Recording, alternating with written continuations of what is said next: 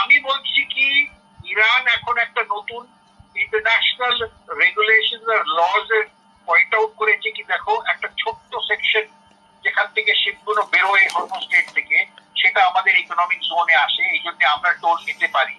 আমাদের এটা free ocean বলে মেনে যেতে পারে না। কিন্তু আমি আপনাকে বলি, এটা কোনো দেশ মানবে না। এটা আমেরিকা মানে না মানে তাতে কিছু এসে যায় না, কোনো দেশ মানবে না। আর ইরানকে হোল ওয়ার্ল্ড কে আলাদা রেখে একেলা তো চলতে পারবে না, এই জন্য এটা হবে না।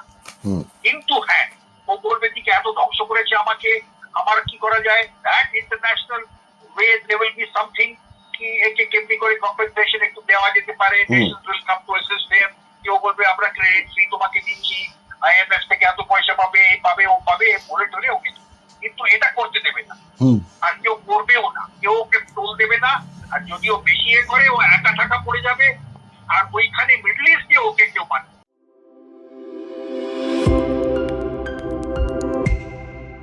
Disclaimer: the information provided by the speaker, presenter on the IDOC platform is for general informational purposes only. All information is provided in good faith.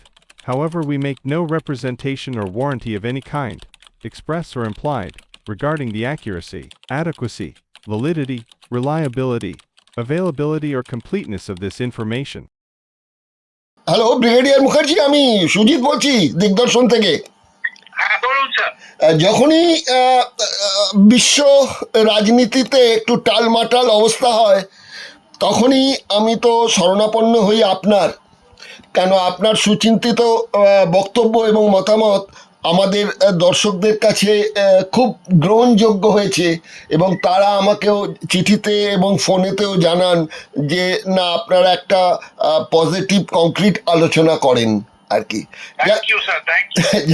যাই হোক, তা এই মুহূর্তে আপনার কাছে আবারও শরণাপন্ন এই হলাম যে এখন পর্যন্ত যা খবর, অর্থাৎ 11ই এপ্রিল 2026 রাত প্রায় 11টা বাজতে চললো, 4 ঘন্টা যাবৎ নাকি আলোচনা চলছে পাকিস্তানে আমেরিকা এবং ইরানের প্রতিনিধি দলের মধ্যে।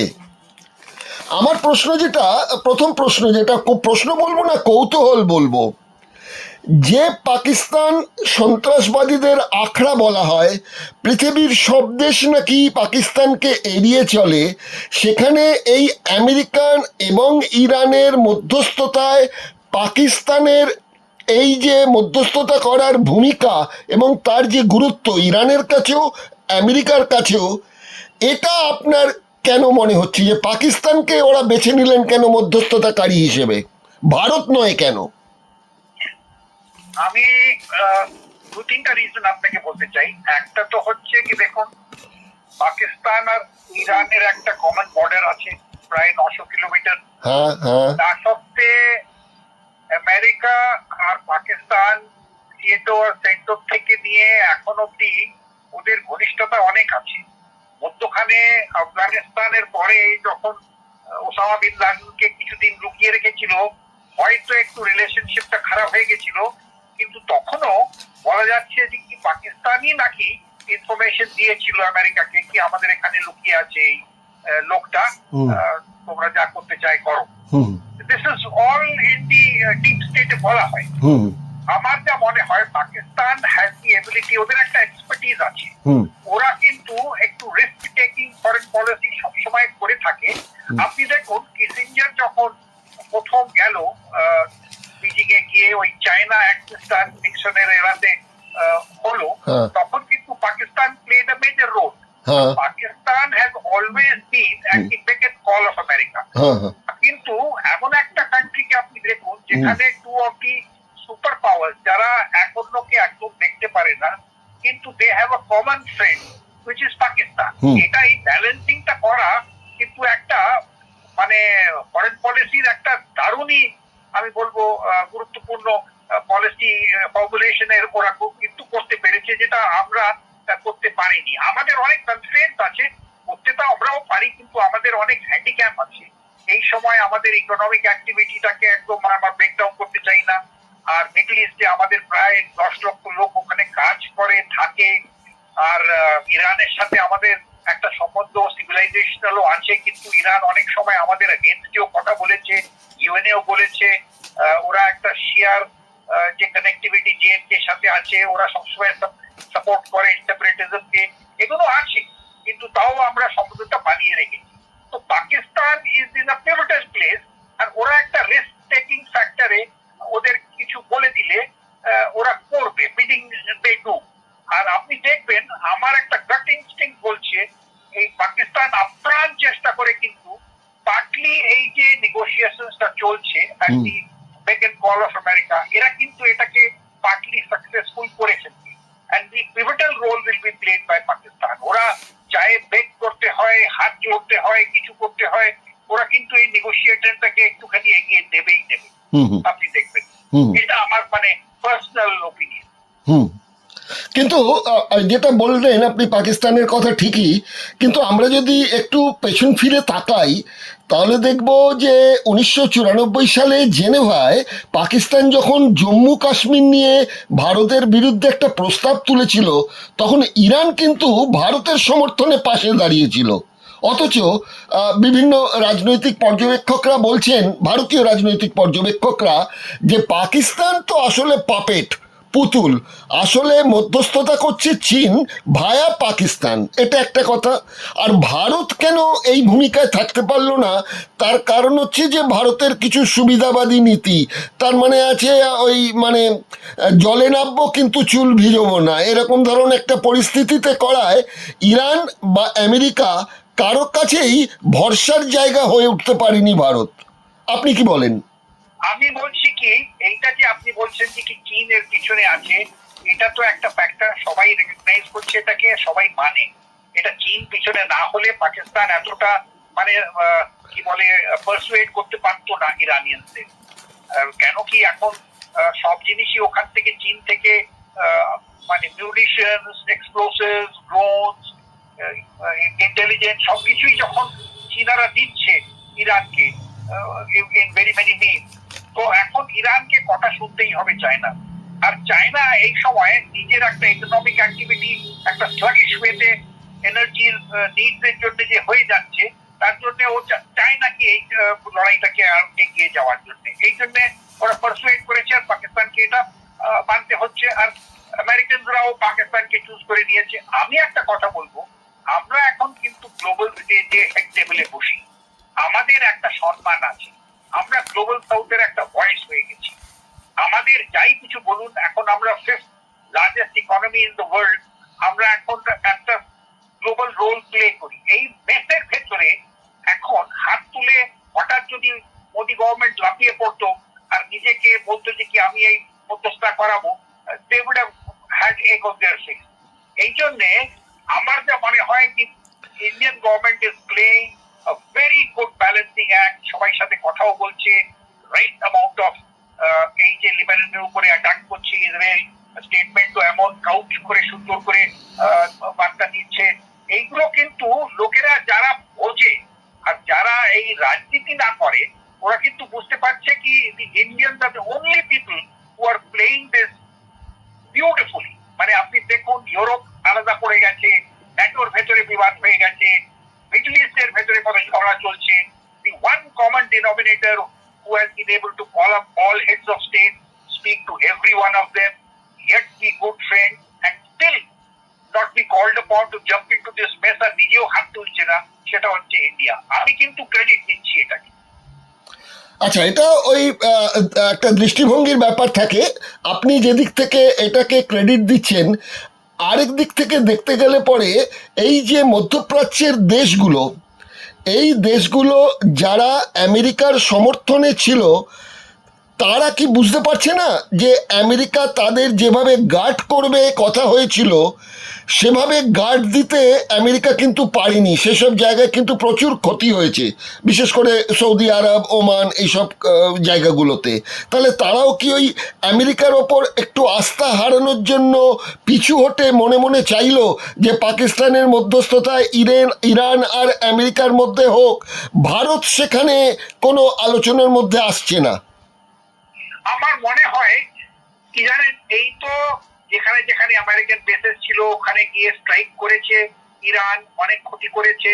আর ওরাও মিডল ইস্টের যতগুলো কান্ট্রিজ এর আমেরিকান বেস ছিল, আমেরিকান আমব্রেলার নিচে ওরা একটা সেফটি সিকিউরিটি গ্যারান্টি দিয়েছিল আমেরিকারা। ওরা সবসময় মনে করতো ইরানের এগেনস্টে আর একটা প্রিএমটিভ কোনো ইসরায়েলি হার্মের থেকে আমেরিকা ওদের বাঁচাবে। এটা কিন্তু একটুখানি নিশ্চয়ই ওরা ধাক্কা খেয়েছে। কিন্তু আমি তাও বলে থাকি আপনাকে, এটা আমরা সবাই মানব, এটা আমেরিকা হচ্ছে global super power. Next 50 years অব্দি আমার মনে হয় না কোনো নেশন ওই লেভেলে আসতে পারবে, যেখানে মানে ওয়ার্ল্ড ট্যালেন্ট গ্র্যাভিটেটস টুয়ার্ডস আমেরিকা। ওদের কাছে যা ওয়েলথ আছে, যে রিসোর্সেস আছে, এটা বলে না একটা গডস ওন ব্লেসিং, ওরা রিসোর্সেস পেয়েছে আর ওরা ওটাকে সুন্দর করে খাটিয়ে এই ছোট্ট মোট্ট একটা, যদি সবাই বলে একটা স্ট্র্যাটেজিক লস টস, এটা ঠিক আছে থিওরিটিক্যাল অ্যানালিসিস এর জন্য আমরা একটু বছর খানিক চর্চা করব, কিন্তু আর অনেক বইও লেখা হবে, অনেক অ্যানালিসিসও করা হবে, কিন্তু আমেরিকার কিছু এসে যায় না।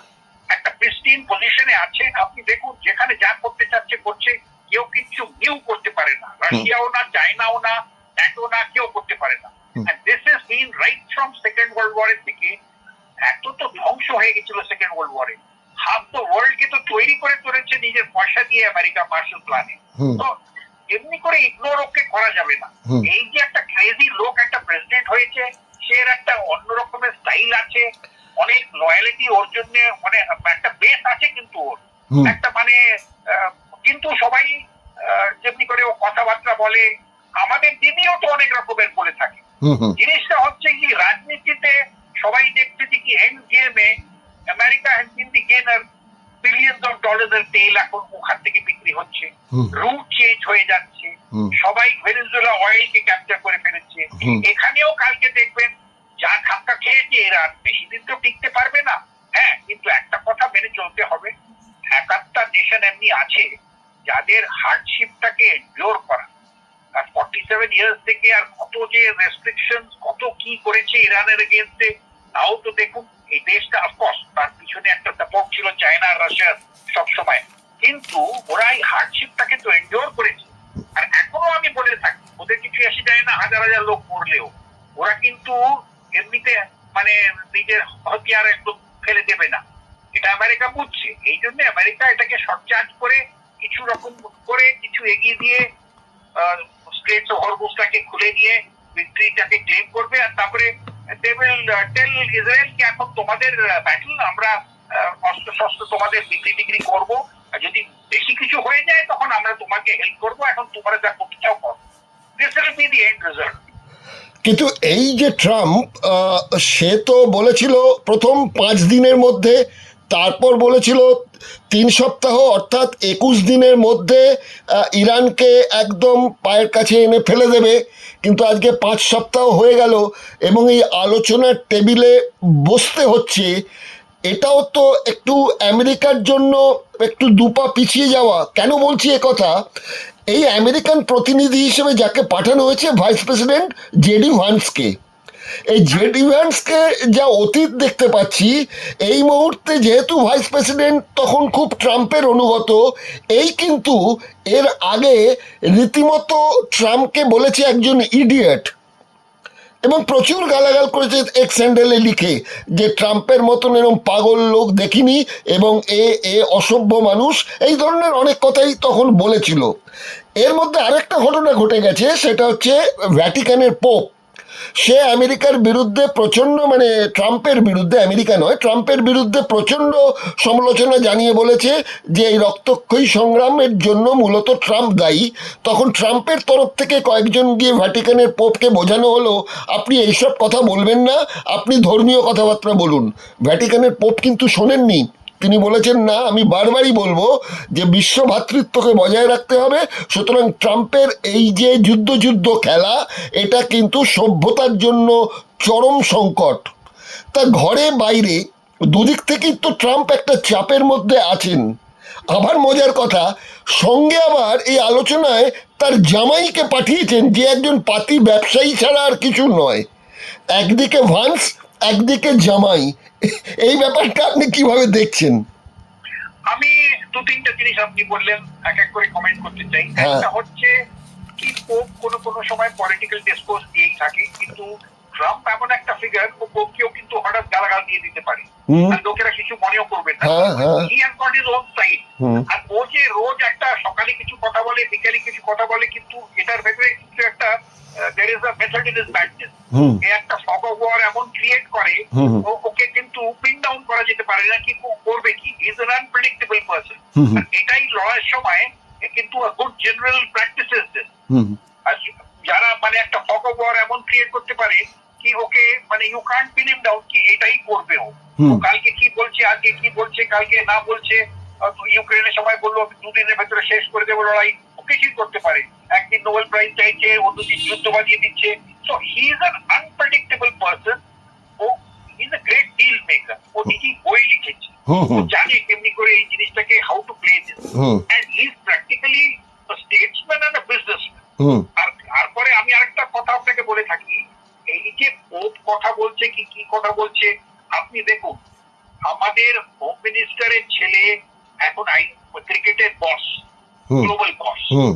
এখন আপনি বলবেন যে কি ওর ছেলে বলে ওকে বানিয়ে দিয়েছে, কিন্তু আমরা তো দেখে চলেছি কি লোকটা তো একটা গ্রেট অ্যাডমিনিস্ট্রেটর, কাজ তো করেই যাচ্ছে। Hmm. Maybe he is getting help from his father or whatever it is, hmm. কিন্তু যা এখন প্রেসনার ইজ দ্য জিউ, হুম। ওর একটা কানেক্ট আছে, হুম। and he has deep roots in Israel. People say कि वो मोसाडेर लोग, হুম। আর সাথে সাথে he is now the son-in-law of the president. Hmm. And এখন ওকে politically grooming করছে। কে বলা যায় কালকে রিপাবলিকানে after 2 years you might see him as the president of America. হ্যাঁ, বলা হচ্ছে তো জেডি ভান্স নাকি আগামী দিনের সম্ভাব্য প্রেসিডেন্ট পদে আসছেন। না, ভান্সের জায়গায় you might find this man being projected. আচ্ছা। মানে he might be the first or second Jew to become the president in America. এই কিছু বলা যায় না। গ্রুমিং করছে আর ওকে শেখাচ্ছে, আর ও শিখছে। And these are people who have great wealth. আপনি দেখুন এই কি বলে ট্রাম্প 1980s এ আপনি যদি ওকে ফলো করে থাকেন, he had become bankrupt. ও রাস্তায় এসে গেছে। একদম একদম। আর মানে এমন হয়ে গেছিল কি প্রায় জেলে যাওয়ায়, ইনসলভেন্সি কি সব হয়েছে। একদম একদম তাই তো। আর দেখুন কোথায় চলে এসেছে এখন, হুম। one of the biggest billionaires in the country. একদম। গ্রেট ওয়েলথ ঠিক। অ্যাকুমুলেট করেছে। ঠিক। তো এই জন্য ইউ কান্ট ইগনোর হিম। আর ওর একটা লয়াল একটা ব্যান্ড আছে ওর পিছনে, হুম। যারা একদম ওই বাইবেল থাম্পিং হোয়াইট কোকেশিয়ান, যারা এমনি প্রেসিডেন্টকে ভালোবাসে, আর ওরা ওদের ফল্ট লাইন গুলো দেখে না। হুম। ফ্রান্স এখন দেখছে আমি 41 বছর বয়স, আমি যদি এই ক্রেজি লোকটার সাথে উল্টো সিধে কিছু করে বসি তাহলে আমার পলিটিক্যাল ক্যারিয়ারটা ডুম হয়ে যাবে। হুম। আমি এখন এমন জায়গায় একটা এসে গেছি কি I can look forward to a presidency in the future. এখন না হলে 20 বছর পরেও হলে I can still become a young president. কিন্তু এখন জিনিসটা হচ্ছে কি Americans are looking at it from the point of view of two things. ওরা যখন এখন $5 পার গ্যালন পেট্রোল হয়ে গেছে, কালকে যদি পেট্রোলটাকে একটু কমিয়ে দিতে পারে, ইনফ্লেশনটাকে একটু কন্ট্রোল করতে পারে, আর এখন দেখুন অয়েল কোম্পানিজকে রিভাইভ করে ফেলেছে, আর বড় বড় কোম্পানিগুলো ম্যানুফ্যাকচারিং আবার শুরু করেছে আমেরিকাতে, আর ফরেন কার গুলো ওর নিয়ারলি 50% একদম ব্লক করে দিয়েছে আমেরিকাতে আসা।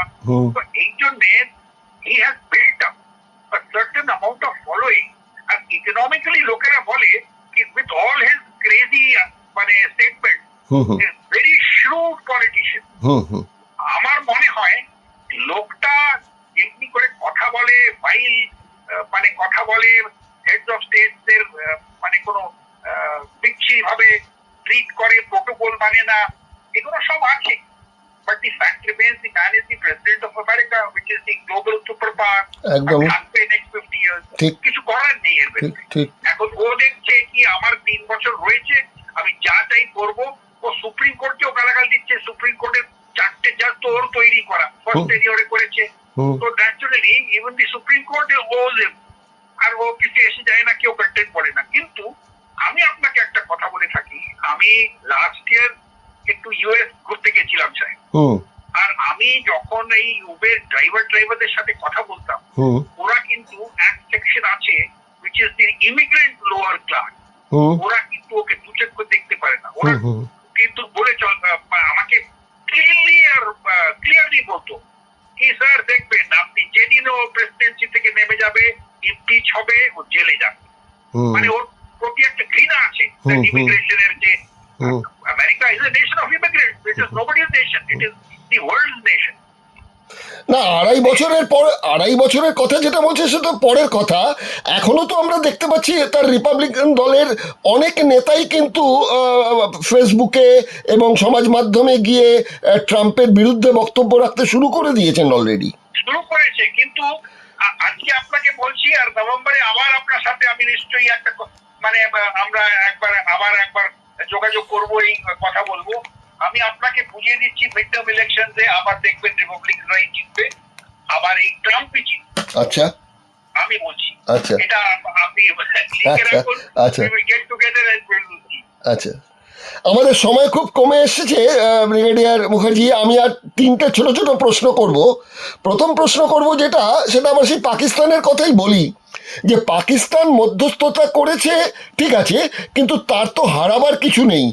যদি ধরুন এই মধ্যস্থতার ফলটা একটা ফ্রুটফুল কিছু হয়, তাহলে পাকিস্তান দাবি করতে পারবে যে বিশ্ব শান্তি রক্ষা করার ব্যাপারে তাদের ভূমিকা উল্লেখযোগ্য, নাম্বার ওয়ান। আর যদি সফল নাও হয়, তাহলেও এটুকু তো ইতিহাসের পাতায় তারা তুলে রাখলো যে পাকিস্তান, যার বিরুদ্ধে জঙ্গি মদদ দেওয়ার, জঙ্গিকে প্রশ্রয় দেওয়ার অভিযোগ আছে, এহেন পাকিস্তান কিন্তু বিশ্ব শান্তির জন্য দুপক্ষকে বসাবার একটা চেষ্টা অন্তত করেছিল। সেটাও পাকিস্তানের জন্য প্লাস পয়েন্ট। একদম, কিন্তু একটা কথা ভুলে যাবেন না, দুনিয়া কিন্তু এখনো জানে এই যে পাকিস্তান করছে, ক্রেডিটও পাবে যদি ভালোভাবে নেগোসিয়েশনটা হয়ে যায়, নাও হলেও ক্রেডিট পাবে। এটাও নিশ্চয়ই সবাই জানে আর বলেও। কালকেই একজন স্টেটমেন্ট দিয়েছে যে একটা নোটোরিয়াস টেররিস্ট স্টেট, আর এটা মানে র্যাডিক্যালাইজ টোটালি, আর এই নেশনটাকে কোনো সময় ট্রাস্ট করা যায় না, এটাও সবাই জানে। আচ্ছা, আর দুটো ছোট ছোট প্রশ্ন। প্রথম প্রশ্ন বলবো না, প্রথম জানতে চাইছি আপনার কাছে, এটা কোনো প্রশ্ন নয়, সেটা হচ্ছে এই যে আলোচনার মিটিংয়ে 10 দফা ইরান শর্ত দিয়েছে, তার যদি আমি অন্যতম শর্ত ধরি, তাহলে সে বলে দিচ্ছে যে ইরান ওমানের মধ্যে যে 21 মাইলের একটা দৈর্ঘ্য এটা রয়েছে ট্যানেল, সেইটার পুরো দখলটা ইরান রাখবে, এবং সেখানে ইরান দিনে 15টা জাহাজ ছাড়বে, এবং প্রতি জাহাজ পিছু $20 লক্ষ করে টোল নেবে। এই রেভিনিউটা নিলে ইরানের যা ক্ষতি হয়েছে সেটা পুষিয়ে যাবে, এবং ইরান তার দখলে রাখবে এই হরমুজ প্রণালীটা নিজেদের কন্ট্রোলে রেখে। এই শর্ত থেকে যদি না সরে ইরান, তাহলে তো এই মিটিং আমার মনে হয় না যে ট্রাম্প অন্তত ইগোর দিক থেকে হলেও ব্যাপারটা মেনে নেবেন। তাহলে তো এই শর্ত মানতে হবে, এই শর্ত মেনে নিলে পরে ট্রাম্প হেরে যাবেন। আর যদি ইরান এই শর্ত উইথড্র করে নেয়, তাহলে ইরানের পরাজয় হিসেবে আমরা ধরে নিতে পারি। কি আপনি কি বলবেন এটা?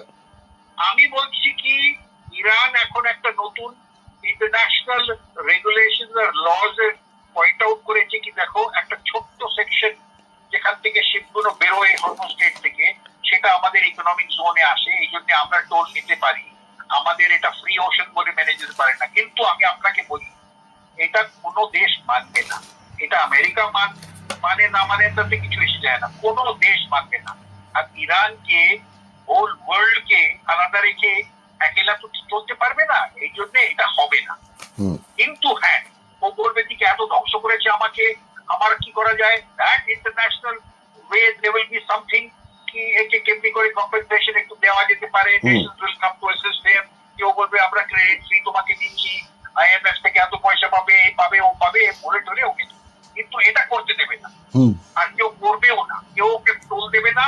আর যদিও বেশি এ করে, ও একা টাকা পড়ে যাবে, আর ওইখানে মিডল ইস্টে ওকে কেউ মানে। আচ্ছা, এদিকে তো যা শুনছি যে রাশিয়া 40% মানে ডিসকাউন্ট দিয়ে এলএনজি গ্যাস আর কি দিতে চাইছে ভারতকে, কিন্তু ভারত সেখানে না গিয়ে ও কথা চালাচ্ছে। হরদীপ সিং পুরী ঘুরে এলেন কাতারে, কাতার যে দামে ওই পণ্যটা দেবে তার থেকে অনেক কম দামে রাশিয়া নিলেও ওই আমেরিকার ভয়েতেই কি রাশিয়া থেকে না নিয়ে কাতার থেকে নেওয়ার জন্য আমাদের পেট্রোলিয়াম মন্ত্রী কাতারে গেলেন? আমার যা মনে হয়, রাশিয়া থেকে আমরা অয়েল আর এলএনজি তো সবসময় নিতে থাকবো, কিন্তু আমরা এখন মডার্ন এই যে কন্টেম্পোরারি পলিটিক্স দেখছি, আর সব দেশেরই যে যার যেমনি ভাবে আমেরিকানরা প্রেসারাইজ করছে, আর সবাই মানে because of the way he has travelled the economic activity across the globe, তাতে আমাদের ডাইভার্সিফাই করা দরকার। সব জিনিস খালি এক বাস্কেটে রেখে যদি রাশিয়ার দিকে আমরা ঝুঁকে যাই, আমরা কিন্তু তাহলে একটা ধাক্কা খেয়ে যাবো। রাশিয়া আমাদের পাঠাতে পারবে না। কালকে যদি আমাদের সাথে চীনারেও যুদ্ধ হয়, Russia will fit out. Russia চায়নাকেও সাইড নেবে না, আমাদেরও সাইড কিন্তু নিতে চাইবে না। ওই সময় বলবে আমরা কিছু করতে পারবো না ভাই, এটা তোমাদের যুদ্ধ, তোমরা করো, দেখো, আমি চাইছি কি পিস হয়।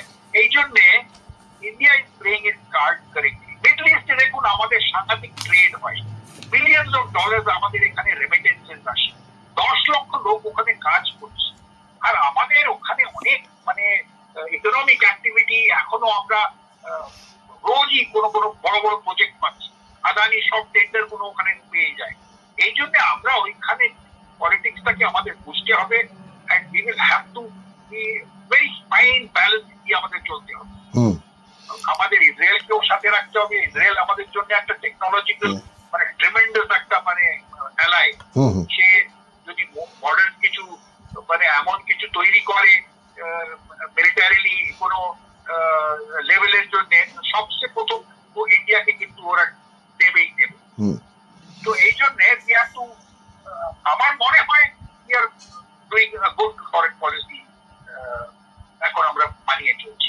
আচ্ছা, এবার সর্বশেষ আমার প্রশ্ন আপনার কাছে, সেটা হচ্ছে একদিকে যখন এই ইরান, ইসরায়েল এবং আমেরিকা চলছে, এবং গুরুত্বপূর্ণ যে এই মিটিংয়ে কিন্তু ইসরায়েল নেই, তার কারণ ইসরায়েল কোনো রকম সমঝোতা সূত্রে আসতে চাইছে না। তারা চাইছে যে মরো কিংবা মারো, এই দুটোর একটা বেছে নিতে চায়, জন্য এই মিটিংয়ে ইসরায়েল নেই, আমেরিকা চালাচ্ছে। এরপরেও যদি মিটিংটা সাকসেসফুলি হয়ে যায়, তাহলে তো ইসরায়েল এবং আমেরিকার সম্পর্কটাও আগের মতো অতটা মধুর থাকবে না, এটা একটা জায়গা। অন্য দিক দিয়ে যদি একটু ঘুরে দেখি আমরা, তাহলে দেখব উত্তর কোরিয়া এই পর্যন্ত নিউক্লিয়ার মিসাইল টেস্ট করেছে। দক্ষিণ কোরিয়াতে একটা অ্যালার্ট জারি হয়ে গেছে যে এই 26 সালে প্রথম থেকে এখন পর্যন্ত 6খানা নিউক্লিয়ার মিসাইল উত্তর কোরিয়া সমুদ্রে ফেলেছে, যার জন্য দক্ষিণ কোরিয়া খুব ভয় পাচ্ছে। এবং সেই জন্য আমেরিকাও একটু চিন্তিত আছে যে ও যেরকম একজন পাগল মানুষ, কিমকেও বলা হচ্ছে একজন পাগল মানুষ। তাহলে কি এই পাগলে ঠোকাঠুকি হওয়ার আগেই তারা নিজেরাই কিছুটা একটু সংযত হয়ে যাচ্ছে এই আমেরিকা? একদম ঠিক বলেছেন। এই জন্যই ওরা চায় না কি আরেকটা মানে ওই যে একটা পাগল লোক ওখানে বসে আছে, মানে ওরা চায় না কি এদের ইরানেও একটা মানে আরো একটা পাগল লোকের কাছে নিয়োগ হোক। এই জন্য ওরা উঠে পড়ে লেগেছে। আমি খালি একটা জিনিস বুঝতে পারি না, এইটা ভেবে চিন্তে ওরা পাকিস্তানকে কেন নিউক্লিয়ার বমটাকে করতে দিল। এটা একটা কি মানে ওদের প্ল্যানটা ছিল ওই সময়, আমি বুঝতে পারলাম না। এখন আমার মনে হয় ওরা নিশ্চয়ই কন্ট্রোল করে ওদের নিউজটাকে, কিন্তু পাকিস্তানকে যে ওদের মানে কিছু একটা বাধা দিল না, এটা কিন্তু একটা বিরাট দোষ করেছে আমেরিকা, সেটা পরে বুঝবে ওরা। আপনি আমার থেকে বিষয়টা অনেক ভালোই বোঝেন। আমার প্রশ্ন এমনি শেষ হয়ে গিয়েছিল, যখন এই প্রসঙ্গটা আপনি তুললেন, এটা বলেই শেষ করব। সেটা এটাও তো এমন হতে পারে যে ওই আপনার ভীষ্মকে মারার জন্য দাঁড় করানো হয়েছিল শিখণ্ডীকে, তা এরকমই পাকিস্তানকে সামনে রেখেছে ভারতকে ওই রাশিয়া থেকে একটু দূরত্বে রাখার জন্য। পাশাপাশি দেশ হিসেবে পাকিস্তানকে একটু মানে সাহারা যাকে বলে সেটা দিয়ে রেখেছে, যে ভারত যেন এ ব্যাপারে একটুখানি সবসময় সজাগ থাকে, উত্তক্ত থাকে। এটাও কি একটা কারণ হতে পারে কূটনীতির জায়গা থেকে? আপনার ন্যারেটিভটার সাথে আমি একদম টোটালি এগ্রি করছি। এটাই হয়েছে, এটাই হয়েছে। এই জন্যই ওরা আলাদা করে ওরা বুঝতে পেরেছে যে some time in the future আরেকটা সুপার পাওয়ার হয়ে যাবে ইন্ডিয়া। একে একটু কন্ট্রোলে রাখবার জন্য একটা পাগল দেশে আরেকটা নিউক্লিয়ার ওয়েপন দিয়ে দাও হাত। তাহলে আমরা কোন জায়গায় এগোচ্ছি? কমিউনিস্টরা একটা কথা বলে, দুনিয়ার মজদুর এক হও। আমরা তো দেখছি এখন যা চলছে সেটা হচ্ছে দুনিয়ার পাগল এক হও। আমার কিন্তু আমরা দেখুন 35 বছর যখন আমি আর্মিতে ছিলাম, আমরা একটা জিনিস বুঝতাম কি, যখন যুদ্ধ যদি করতে হয় তখন কি হবে, কে ইউজ করবে নিউক্লিয়ার, সেটা একটা মানে সব জিনিসই তোর একটা ওয়ার গেম করা থাকে। আর যদি যুদ্ধ করতেই হয় তো করতে হবে। এখন মানে ওই সময় যখন জাপানের উপরে দুটো মানে বোমা ফেলেছিল, তখন তো কেউর কাছে নিউক্লিয়ার ওয়েপন ছিল না, আমেরিকা তখন তৈরি করেছে। এখন 9টা দেশের কাছে নিউক্লিয়ার ওয়েপন আছে, আর 3-4টা দেশ আরো চেষ্টা করে যাচ্ছে। আর কালকে কার কাছে পৌঁছে যাবে একটা ক্রুড বম, একটা ডার্টি বম, কিছুই বলা যায় না। এই জন্য আমার মনে হয় না যে এত তাড়াতাড়ি কেউ নিউক্লিয়ার দিকে যাবে। আর মানে এই জন্য আমরা ব্লকটা পাকিস্তান এই যে অপারেশন সিন্দুরে ওরা বুঝতে পারলো যে ইন্ডিয়ান আন্ডারস্টুড এটা আমাদের প্রথম তো হাতে নেই, আর আমরা ইউজ করতেও পারবে না। ঠিক ঠিক। এবং ইরানের বিরুদ্ধেও বলা হচ্ছে যে তাদের কাছে নাকি 450 গ্রাম ইউরেনিয়াম আছে, যেখান থেকে তারা প্রায় 16খানা এরকম নিউক্লিয়ার বোম তৈরি করতে পারে, এরকম একটা মনে হয়। দেখুন একটুখানি আপনাকে ইন্টারাপ্ট করতে, না না ঠিক, বলুন বলুন। হ্যাঁ, এই যে ইসরায়েল একটা এমন দেশ, প্রথম কান খেয়েছিল প্রথম ব্রিটেনের আর আমেরিকার বলে বলে কি ইরাকের কাছে বোমা আছে, ইরাকের কাছে বোমা আছে, তারপরে ওরা দুজনকে যুদ্ধতে লাগিয়ে দিল। এখানেও এরা এই বলে চলেছে, কিন্তু অনেক রিপোর্ট আসছে যাতে বলা হচ্ছে যে কি 80% এনরিচড ইউরেনিয়াম প্রায় 400 কেজি ওরা রেখেছে, আর তাতে 8-10টা ক্রুড বম বানানো যেতে পারে। আর আমি বলছি, আমার একটা গাট ইনস্টিংক্ট, এখন কতদিনে হবে এটা আমি বলতে পারছি না সাহেব, কিন্তু আমার মনে হয় আজ নয়তো কালকে ইরান নিউক্লিয়ার বম তৈরি করবেই করবে। কেননা দেখুন, মানুষ তো ভাবতেও পারেনি, আমেরিকাও ভাবতে পারেনি যে এরকম করে ড্রোন হামলা করতে পারে, যে ড্রোনগুলোর দাম হচ্ছে মাত্র 2.5 লাখ টাকা চীন থেকে পেয়েছে, এবং চীনের কিছু কোম্পানির সহায়তায় ইরানে তৈরি হচ্ছে। সেখানে আমেরিকার যে ড্রোনগুলো যাচ্ছে সেগুলোর এক একটার দাম নাকি আপনার 2,50,00,000 টাকা। তাহলে কোথায় 2.5 লক্ষ টাকার ড্রোন আর কোথায় 2.5 কোটি টাকার ড্রোন? আর আরেকটা জিনিস জানবেন, ওইটাই একটা মুসলিম দেশ হচ্ছে আমাদের 55 মুসলিম নেশন, তুর্কিকে ছেড়ে, যারা কিন্তু পড়ালেখার লোক, সব পিএইচডি, মানে they are as good as Israeli Jews. একদম একদম ঠিক ঠিক। এই জন্য ওদের মানে they are very educated and talented scientifically. একদম। ওদের মানে অন্যদের উপরে ডিপেন্ডেন্ট বেশি করতে হয় না, ওরা নিজের তৈরি করে নেয়। ওরা এখন মানে ড্রোন আর এইসব মানে যে মিসাইল তৈরি করেছে, এত অ্যাডভান্স, ইভেন দি আমেরিকানরা শক। তাই তো তাই তো। দুটো ওদের এয়ারক্রাফট ক্যারিয়ারকে ড্যামেজ করে দিল। তো এখন তো আমাদের অপেক্ষা করতে হবে যে, আমার তো মনে হয় এই একটা আলোচনাতেই কোনো ডিসিশন হবে না, এরপর হয়তো আলোচনার জন্য আরেকটা কোনো মধ্যবর্তী দেশে আরেকটা আলোচনা হবে, কিংবা আরেকটা আলোচনা হবে, এরকম হতে পারে। আমার তো মনে হয় নয় ওমানে নয় তুরস্কে কোথাও না কোথাও গিয়ে আরেকটা বোধহয় মিটিং টিটিং হতে পারে, এটা আমার ধারণা। এই এক মিটিংয়ে কিছু হবে না। আমার খালি একটাই খালি মানে সবসময় একটা সেন্সিটিভিটি আছে কি, আমরা যেন ঝাঁপিয়ে না পড়ি। এখন পাকিস্তান পেয়ে গেল, এখন আমরাও হাত তুলে এদের ডেকে নিয়ে নেক্সট বার যাতে আমাদের এখানে হয় এটা যেন না করি। তাইলেই মানে আবার একটা গন্ডগোলে এসে যাবো, এটা সবাই দেখে হাসবে। আচ্ছা ঠিক আছে, আজকে অনুষ্ঠানটা এখানেই শেষ করছি। ব্রিগেডিয়ার মুখার্জি, কি পরিস্থিতি হয় আমরা আবার 2-1 দিন একটু লক্ষ্য করি, আপনিও একটু লক্ষ্য রাখুন, তারপর আপনার কাছ থেকে একটু সুচিন্তিত মতামত নেব এবং আমাদের ধারণার একটু আদান প্রদান করে নিজেদের একটুখানি এই বিষয়ে একটু মানে ধারণা একটা তৈরি করতে পারবো যে বিশ্ব রাজনীতিতে কি হতে চলেছে। নিশ্চয়ই sir, thank you so much. Thank you.